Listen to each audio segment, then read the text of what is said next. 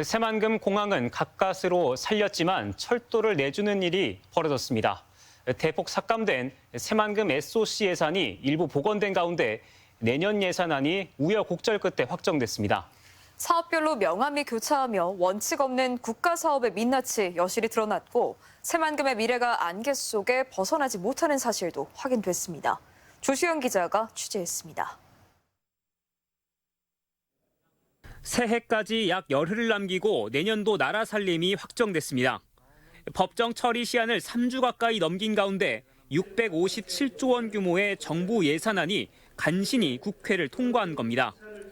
2024년도 예산안에 대한 수정안은 가결되었음을 선포합니다. 정치적 합의로 예산을 줄이고 늘릴지 미리 규모만 어렴풋이 정한 바람에 미세 조정에 애를 먹은 겁니다. 넉 달 전 정부가 5천억 원을 삭감했다 막판에 3천억 원만 복원하기로 한 새만금 SOC 예산이 대표적인 사례.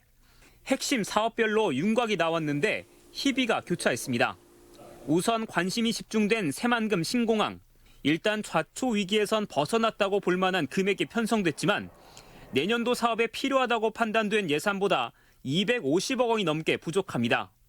공항은 어떻게든 살렸다지만 새만금항 인입철도를 내준 건 안타까움을 더하고 있습니다.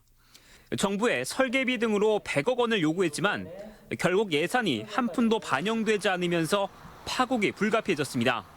반전인 예산도 있었습니다.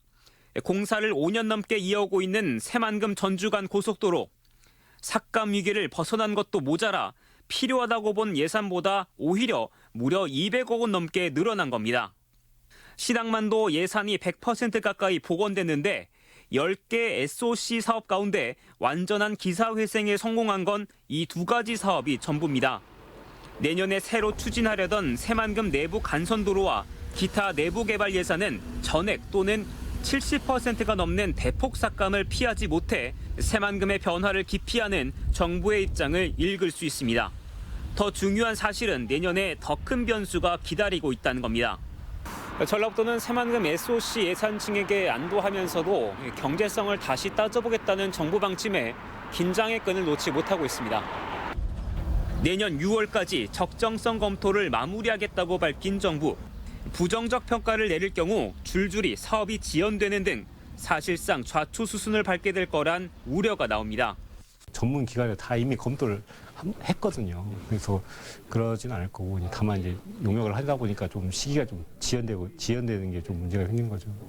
멀게는 2040년까지 약 14조 원을 투입하기로 한 새만금 SOC 사업. 명색이 100년 대계를 앞둔 국가 사업이라지만 예산이 정치적으로 삭감되고 또 졸속으로 증액되는 과정마저 여전히 안개 속을 헤매고 있습니다.